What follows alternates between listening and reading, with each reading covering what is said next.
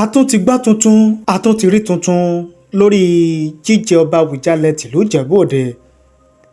Kí ló jáde? Kí la rí? Kí la gbọ́? Ohun gan la fẹ́ mú wá fún yín.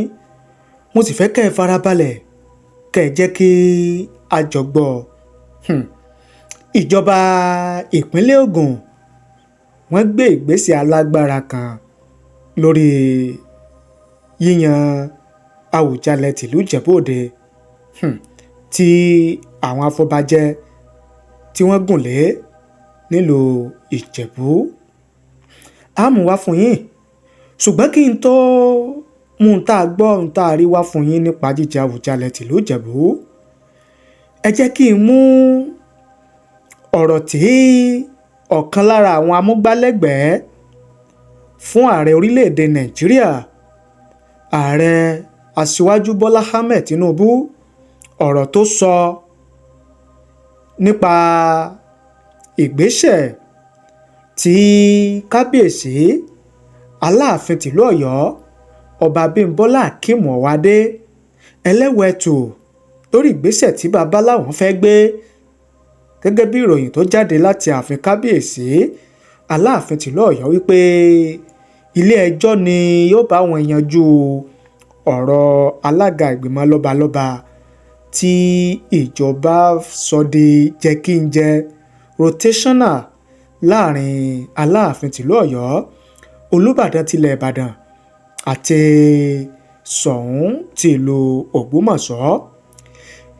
Kí wá ní ẹni tí í ṣe ọ̀kan lára àwọn amúgbálẹ́gbẹ̀ẹ́ ààrẹ Bọ́lá Ahmed Tinubu, ìyẹn Tèmítọ́pẹ́ Àjàyí, kí ni nǹkan tó sọ? Kí ni nǹkan tó wí? Gẹ́gẹ́ bí ìmọ̀ràn tó fún kábíyèsí Aláàfin tìlú Ọ̀yọ́, gẹ́gẹ́ bó ṣe wí, ọ̀kan lára àwọn agbẹnusọ ààrẹ Bọ́lá Ahmed Tinubu ló ti gba kábíyèsí Aláàfin Ọ̀yọ́ nímọ̀ràn pé kí kábíyèsí Aláàfin tìlú Ọ̀yọ́ kí wọ́n lọ mọ̀ pé ayé ti yí padà o, ọpọ́n ti sún, àti kúrò ní ayé dúdú.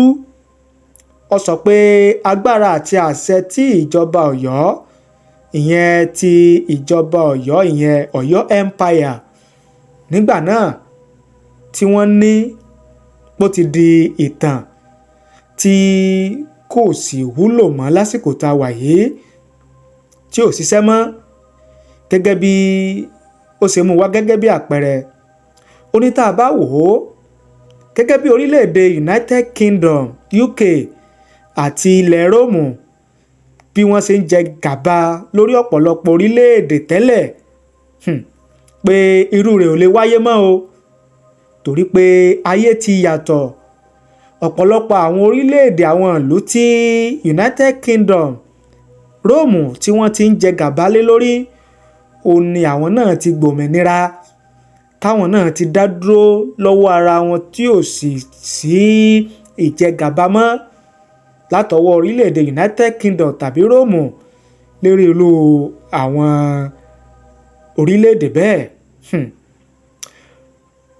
Ọ̀gbẹ́ni Tèmítọ́pẹ́ Àjàyí ó tẹ̀síwájú, ó ní ọ̀pọ̀lọpọ̀ ìlú nílẹ̀ Yorùbá lónìí ni wọn ò sí lábẹ́ àṣẹ Ọ̀yọ́ Empire mọ́, lábẹ́ Ọ̀yọ́ mọ́, torí pé kò kàn tiẹ̀ sí ti ń jẹ́ Ọ̀yọ́ Empire mọ́ gan. Fúndìí èyí, ó ní ó yẹ kí gbogbo àwọn ọba aládé wa nílẹ̀ Yorùbá, nílẹ̀ Kóòtù Òjire, kí wọ́n wá ìrẹ́pọ̀ àti ìṣọ̀kan, kí ìtẹ̀síwájú, ìlọsíwájú, ìdàgbàsókè kó lè bá agbègbè ìlú tí wọ́n bá ń jọba lé lórí, kífẹ́ kó sì lè wà láàrin àwọn ìlú tí à ń pè ní Kóòtù Òjire nílẹ̀ Yorùbá lónìí. Ó ní eléyìí ló yẹ kí kábíyèsí Aláàfin tìlú Ọ̀yọ́ lọ mọ̀ o, wípé ojú ti là, nǹkan ti yàtọ̀, pé ìjẹgàba tí Ọ̀yọ́ Empire ń lò lọ́jọ́sí pé kò sí tọ́jọ́ bẹ́ẹ̀ mọ́ lásìkò tá a wà yìí, gẹ́gẹ́ bí ọ̀gbẹ́ni Tèmítọ́pẹ́ Àjàyí gẹ́gẹ́ bó ṣe sọ bó sì gba kábíyèsí Aláàfin tìlú Ọ̀yọ́ nímọ̀ràn ó nìyẹn. ọ̀pọ̀ àwọn èèyàn ni wọ́n á ń fi èrò àti ìwòye wọn hàn lórí ọ̀rọ̀ yẹn. ìyẹn ọ̀rọ̀ tí ọ̀kan lára àwọn amúgbálẹ́gbẹ̀ẹ́ kábíyèsí àbí amúgbálẹ́gbẹ̀ẹ́ nùmíàgò amúgbálẹ́gbẹ̀ẹ́ ààrẹ orílẹ̀-èdè Nàìjíríà Aṣíwájú Bọ́lá Ahmed Tinubu tórúkọ rẹ̀ ń jẹ́ Tèmítọ́pẹ́ Àjàyí lórí ọ̀rọ̀ tó sọ. ẹjá wá gbọ́n táwọn èèyàn ń wí, ẹjá gbọ́n táwọn èèyàn ń sọ kí a mú wá fún yín kí n tó wá mú un tá a gbọ́ ń tá a rí nípa jíjà Àwùjalẹ̀ tìlú Ìjẹ̀bú Òde tó ṣẹ̀ṣẹ̀ jáde. gẹ́gẹ́ bí Akínrẹ̀mí Fúnkẹ́ ṣe sọ, ó ní mo kí ẹni tí ó sọ̀rọ̀ yìí o, ọpọlọ yín ò ní dàrú.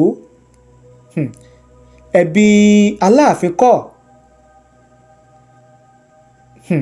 ẹ jọ̀wọ́ ẹ̀yin olóṣèlú kẹ́ ẹ tó máa yan àwọn ènìyàn pàápàá àwọn tí wọ́n ti kúrò ní Nàìjíríà tipẹ́, ẹ máa wádìí wọn dáadáa kẹ́ ẹ tó máa yàn wọ́n sípò ọba, nítorí pé tí ẹ bá wo ọba yìí dáadáa ẹ ó rí i pé gbogbo àwọn ìwà rẹ̀ kò bá ti ìran Yorùbá mu. ẹni tí ó ṣerú èyí sí gómìnà tí ó yàn ṣé kò lè ṣe ju èyí lọ fún ẹlòmíì? ṣé tí ó bá jẹ́ ti sẹ́ńtúrì tí wọ́n fẹ́ tẹ̀lé ní ṣe ìwọ gan máa jẹ ọba ni?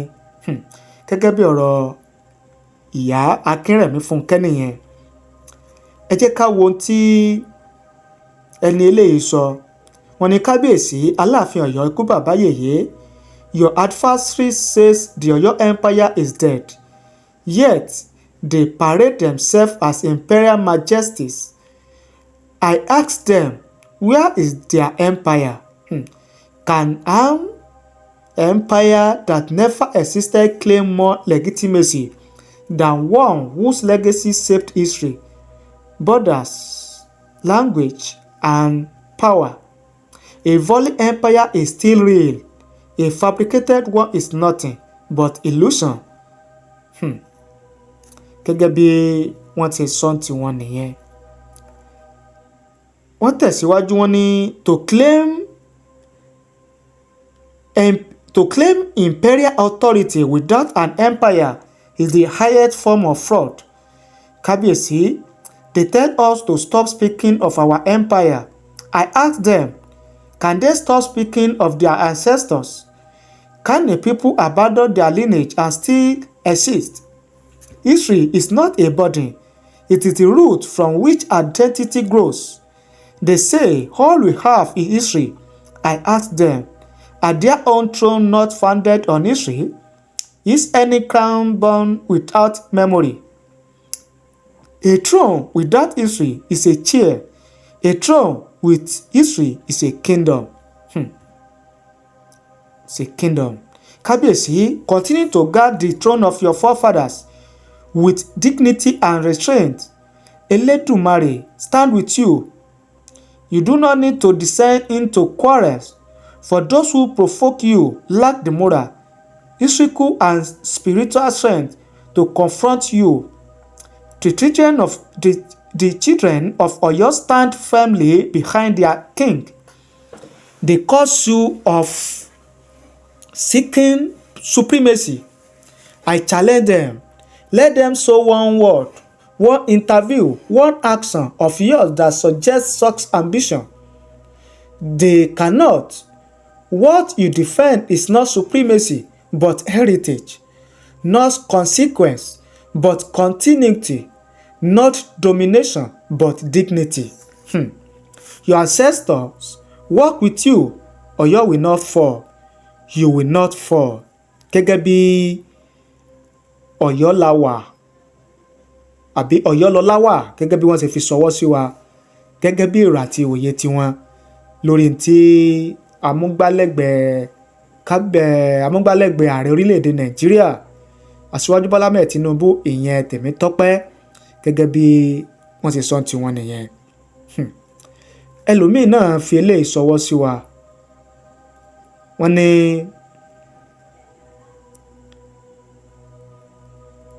we are now in Oyo State, not Old Oyo Empire.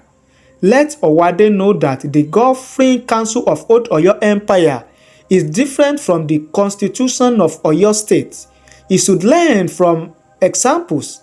Can't you see Ooni of Ife respecting other Obas at different occasions despite his position? Aláàfin Ọ̀yọ́ ṣe pẹ̀lẹ́ o, gẹ́gẹ́ bí Ọ̀yọ́ Honorable Kamaldeen Sonuyi oníyẹn. Tolip Ambali wọ́n ní irú ọ̀rọ̀ tí amúgbálẹ́gbẹ̀ẹ́ ààrẹ sọ yìí òtítọ́ ọ̀rọ̀ ni, ṣùgbọ́n ẹ má jẹ́ ká pa ìtàn rẹ̀ o, gẹ́gẹ́ bí ọ̀rọ̀ tiwọn nìyẹn. Amusa Toliat àwọn ní wàhálà òdodo ọ̀rọ̀ ni, bí ó tilẹ̀ jẹ́ pé ọmọ bíbí ìlú Ọ̀yọ́ ni mí, nítorí náà agbára àwọn ọba yìí ìgbà kan kò sí mọ́, ìjọba ní agbára àti àṣẹ wà lọ́wọ́ wọn báyìí. Gẹ́gẹ́ bí ọmọ bíbí ìlú Ọ̀yọ́, nígbà tí Olúbàdàn bá parí àsìkò rẹ̀, kí bàbá wa ikú bàbá yèyé Aláàfin ìlú Ọ̀yọ́ kí wọ́n bọ́ sí orí ipò náà gẹ́gẹ́ bí alága fún gbogbo lọ́balọ́ba. Ọ̀yọ́ kò ní bàjẹ́ láéláé, àmín. Gẹ́gẹ́ bí ìwòye àwọn èèyàn, òun náà lẹ́gbọ́ tá a mú wá fún yín yẹn. Mr. Rasheed Adékọ́lá àwọn náà fi ìwòye títí wọ́n fi ṣọwọ́ sí wa. Wọ́n ní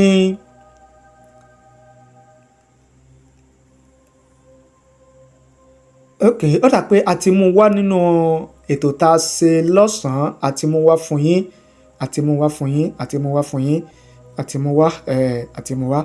Ẹ wá jẹ́ kí n mú ọ̀rọ̀ tuntun tí mo láà gbọ́, tuntun tí mo láà rí láti ọwọ́ ìjọba ìpínlẹ̀ Ògùn lórí jíjẹ ọba Àwùjalẹ̀ tìlú Ìjẹ̀bú Òde, lórí ìgbésẹ̀ àti ìlànà tí wọ́n tẹ̀lé tí ń lọ lọ́wọ́.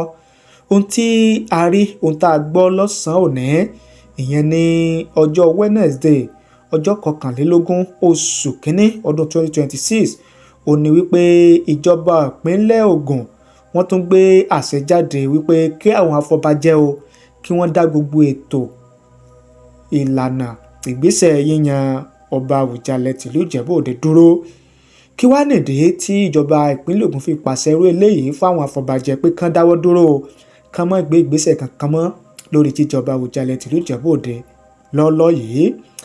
Àwíjàre wọn náà ni wípé wọ́n ní oríṣiríṣi ẹ̀sùn ó ní iléeṣẹ́ ọlọ́pàá DSS ni wọ́n ti ń gbà lórí ìgbésẹ̀ àti ìlànà jíjẹ ọba Àwùjalẹ̀ tìlú Ìjẹ̀bú Òde tó ń lọ lọ́wọ́, pàápàá jùlọ lórí àwọn ọmọ ọba kọ̀ọ̀kan tí wọ́n fìfẹ́ hàn láti di Àwùjalẹ̀ tìlú Ìjẹ̀bú Òde, wípé kí ètò yìí kó má bàa wá ní kọ́nu-kọ́họ nínú, kó má bàa sí pé à ń gbéra wa lọ sílé ẹjọ́, à ń fa wàhálà fúnra wa, à ń lépa ara wa lẹ́yìn tí wọ́n bá yan Àwùjalẹ̀ tìlú Ìjẹ̀bú Òde tán, pé káwọn kókó fẹ̀ kan yanjú ọ̀wọ̀ tí ó bá wà ńbẹ̀ lọ́lọ́ báyìí kó tó di wípé wọn ó kéde ẹni tí ó gorí ìtẹ́ Àwùjalẹ̀ tìlú Ìjẹ̀bú. Ìdí rèé o táwọn sọ wípé kí àwọn afọbajẹ́ kan dáwọ́ dúró lọ́lọ́ yìí lórí ìgbésẹ̀ jíjẹ ọba Àwùjalẹ̀ tìlú Ìjẹ̀bú Òde, tí wọ́n sì sọ wípé kí gbogbo àwọn ọmọ ọba tí wọ́n fìfẹ́ hàn láti gorí àpèrè Àwùjalẹ̀ tìlú Ìjẹ̀bú Òde pé kí wọ́n lọ yọjú sí iléeṣẹ́ aláàbò DSS kí wọ́n lọ yanjú ara wọn. Gbogbo àwọn ọba pátá tí wọ́n fìfẹ́ hàn, tí wọ́n gba fọ́ọ̀mù, tí wọ́n sì ṣe screening fún pé ní tí wọ́n ti nominate, gbogbo àwọn ọba tí wọ́n nominate pé gbogbo wọn ni kí wọ́n lọ farahàn lọ́dọ̀ àjọ DSS ní ìpínlẹ̀ Ògùn. Gẹ́gẹ́ bí ohun tá a rí, gẹ́gẹ́ bí ohun tá a gbọ́ nìyẹn. Step àti ìgbàgbé tẹ́ ẹ bá rántí pé ìgbà kejì rèé tí ìjọba ìpínlẹ̀ Ògùn tí wọ́n ó gbé àṣẹ jáde wípé tí wọ́n ó dá àwọn ìgbìmọ̀, àwọn elétò tí ó wà nígbọ̀nú yíyan ọba Àwùjalẹ̀ tìlú Ìjẹ̀bú Òde tí wọ́n ó dá wọn dúró. Tẹ́ ẹ bá gbàgbé, tẹ́ ẹ bá rántí pé ní ọdún tó lọ ìjọba ìpínlẹ̀ Ògùn pàṣẹ fún àwọn ìgbìmọ̀ ní ìdílé Fúsẹ̀ngbùwà tí ọgbọ́n kìíní ọ̀hún sún kàn pé kí wọ́n dáwọ́ dúró ńgbà náà kó tó di pé wọ́n bá kàn padà bẹ̀rẹ̀ ìgbésẹ̀ tuntun ní ọdún tuntun tá a wà yìí. Ṣùgbọ́n lè tá a tún rí yìí ló tún wá yà yàn lẹ́nu pé kí ló tún ṣẹlẹ̀ tí ì sí pé nǹkan mẹ́wàá ń bẹ tí eré àṣẹlẹ̀ yìí tó tún fi wáyé. Ṣùgbọ́n ìdí tó fi wáyé òun náà lẹ́gbọ́n tá a mú wá fún yín yẹn. Kí wá ní èrò àti ìwòye titi yín? Báwo ló ṣe rí lọ́dọ̀ tiyín? Kí lẹ rí sọ sí i? Ẹ fi ṣọwọ́ sí wa láàyè comment nísàlẹ̀ fídíò yìí. Kà á sì ṣe àgbéyẹ̀wò rẹ̀ gẹ́gẹ́ bí ìṣe wa. Ẹ ṣé bẹ́ẹ̀ ṣe ń wò wá, ẹ ṣé bẹ́ẹ̀ ṣe ń gbọ́ wa. Ojú tẹ́ fi ń wò wá kò ní fọ́, etí tẹ́ fi ń gbọ́ wa kò ní di láṣẹ Èdùmàrè. Ẹ bá ní pín, ẹ bá ní share rẹ̀ kí ó lè káàkiri àgbáláyé.